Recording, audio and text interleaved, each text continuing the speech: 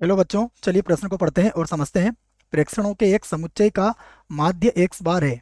यदि प्रत्येक प्रेक्षण को अल्फा, जहां अल्फा 0 के बराबर नहीं है, से विभाजित किया जाता है तथा उसके बाद प्रत्येक प्रेक्षण में 10 की वृद्धि की जाती है, तब नए समुच्चय का माध्य है। विकल्प दिए गए हैं हमें ए, बी, सी और डी, और हमें इनमें से सही विकल्प का चुनाव करना है। प्रश्न को हल करने से पहले हम प्रश्न के लिए मुख्य अवधारणा लिखेंगे, जिसकी सहायता से इस प्रश्न को हल किया जाएगा। तो अवधारणा मुख्य अवधारणा में हम समांतर माध्य ज्ञात करने का सूत्र लिखेंगे बच्चों। समांतर माध्य होता है एक्स बार बराबर, ये होता है प्रेक्षणों का योग, जिसको हम ऐसा लिख सकते हैं आई बराबर 1 से n तक, और यहाँ पर एक्स आई आ जाएगा, और बटे में प्रेक्षणों की संख्या, जिसे हम n से व्यक्त कर सकते हैं यदि प्रेक्षणों की संख्या n हो तो यह कुछ इस प्रकार से लिखा जाता है माध्य ज्ञात करने का सूत्र। इसको आप चाहें तो हिंदी में लिख सकते हैं, प्रेक्षणों का योग बटा प्रेक्षणों की संख्या। अब हमें एक समुच्चय दिया गया है, परंतु उसमें प्रेक्षणों की संख्या के बारे में कोई बात नहीं कही गई, तो हम मान लेते हैं माना माना समुच्चय समुच्चय में n प्रेक्षण है जो निम्न है।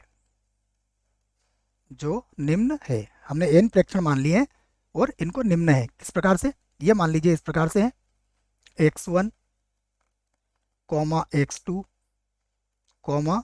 x3, और इसी प्रकार ले लिया हमने इसमें n प्रेक्षण। तो ये बात तो हमने मान ली है। अब हमें क्या कहा गया है कि माध्य क्या है इसका, तो यहाँ पर देखिए जो माध्य है एक्स बार बराबर, ये कितना हो जाएगा, प्रेक्षणों की संख्या 1/n, और उसके बाद आई बराबर 1 से लगा के n तक एक्स आई, जिसे हम क्या कहते हैं, प्रेक्षणों का योग। अब हम अगर प्रश्न की बात माने तो यहाँ लिख देते हैं हम प्रश्नानुसार, यहाँ लिख लेते हैं प्रश्नानुसार।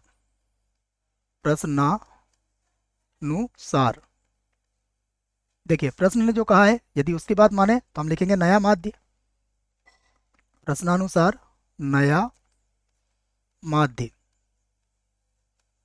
देखिए नया माध्य क्या होगा, प्रेक्षणों की संख्या तो वही रहेगी 1/n, और यहाँ आ जाएगा समेसन आई बराबर 1 से लगा के कितना n तक। अब हमारे पास एक्स आई में किसका भाग लगाना है, हमें अल्फा का, जैसा प्रश्न ने कहा है, और प्रत्येक प्रेक्षण में कितना जोड़ना है, हमें 10 जोड़ना है। तो ये हमारा क्या हो जाएगा, नया माध्य हो जाएगा। इसे हल कर लेते हैं। तो 1/n, अगर इसको अलग अलग सिग्मा के रूप में लिखें या समेसन के रूप में लिखें तो ये होगा समेसन आई बराबर 1 से n तक, यहाँ पर आ जाएगा एक्स आई बटा अल्फा, उसके बाद प्लस फिर से होगा 1/n, और यहाँ पर होगा समेसन आई बराबर 1 से लगा के n तक, और यहाँ पर कितना है, ये हो जाएगा आपका 10। ठीक है।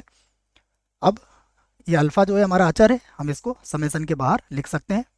तो मैं इसको समेसन के बाहर लिख देता हूँ।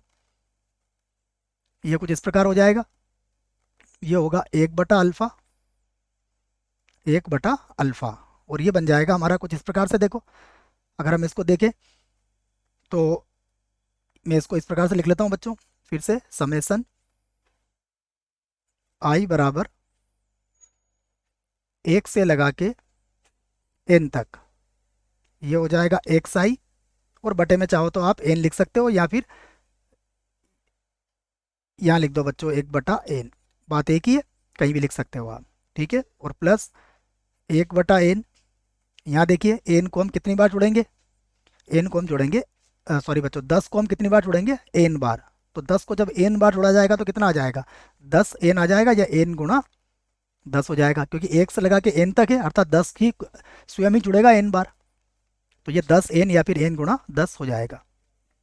फिर से लिखता हूँ मैं, तो अब 1/अल्फा, और ये देखिए आप 1/n sigma X I N X bar, ये तो हमारा एक्स बार के बराबर दिया हुआ है प्रश्न में।